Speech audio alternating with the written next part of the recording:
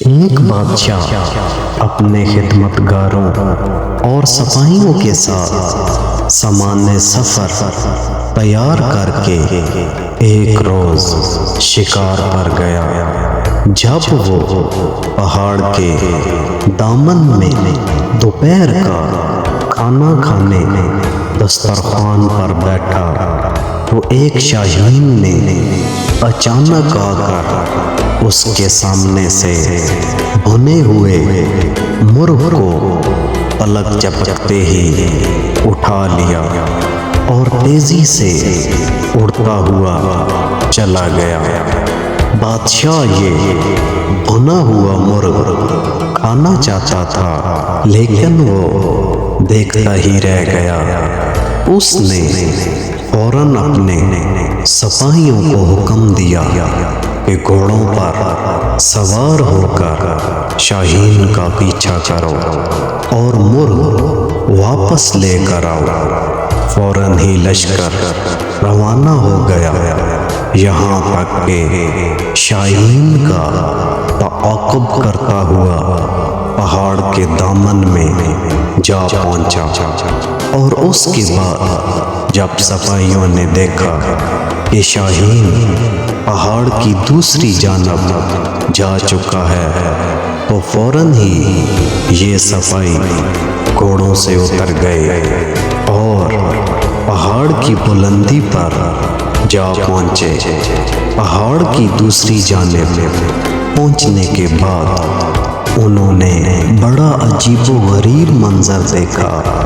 ان کے سامنے ایک شخص تھا جس کے ہاتھ اور پاؤں بندھے ہوئے تھے اور وہ زمین پر پڑا ہوا تھا، اور بھنا ہوا مرغ دسترخوان سے اٹھا کر لانے والا شاہین بڑے مزے سے اس شخص کی مہمان نوازی کر رہا تھا۔ وہ پرندہ اپنی چونچ سے گوشت نوچ نوچ کر اس شخص کے منہ میں ڈال رہا تھا، اور اس کے بعد وہ اڑا اور کہیں سے اپنی چونچ میں پانی بھر لایا۔ پھر اس نے یہ پانی بھی اس شخص کو پلا دیا۔ سپاہی اس شخص کے قریب پہنچے اور اس کے ہاتھ پاؤں کھول کر پوچھا کہ یہ کیا ماجرا ہے؟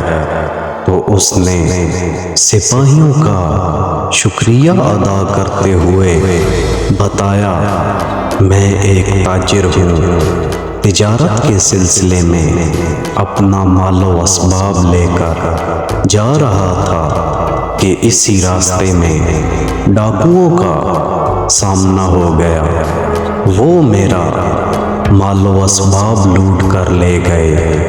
وہ چاہتے تھے کہ مجھے قتل کر دیں، لیکن میں نے ان سے التجا کی کہ وہ مجھے جان سے نہ مارے۔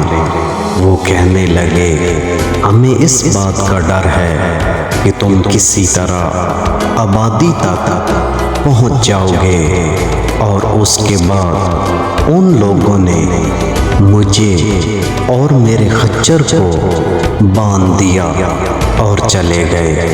پھر دوسرے دن یہ پرندہ میرے لیے کہیں سے روٹی لے کر آیا، اور آج یہ بھنا ہوا مرغ لے آیا ہے۔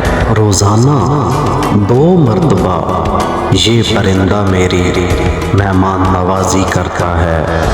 بادشاہ کو جب اس بات کا علم ہوا تو اس کی زندگی میں انقلاب آ گیا۔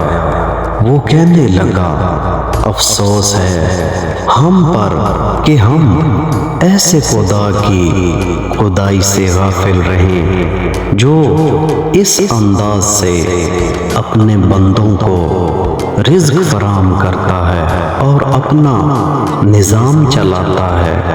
یہ کہہ کر بادشاہ نے اپنی حکومت سے کنارہ کشی اختیار کر لی اور اپنے زمانے کا عابد و زاہد شخص بن گیا۔